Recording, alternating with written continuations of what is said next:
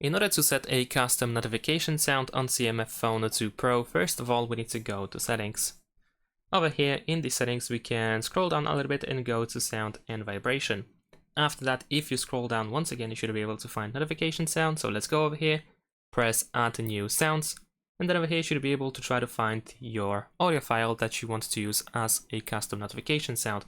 You might want to tap on these three lines over here in the top left corner, because by default you will probably have this option set to recent and you might not be able to find anything over here.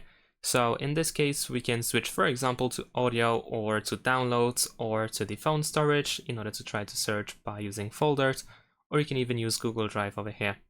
So in my case, I'm gonna go to audio, I'm gonna open this folder, then go to downloads, and over here I have my notification sound that I want to use. So I'm gonna tap on it in order to add it to the list, select it, and then press save in the top right corner.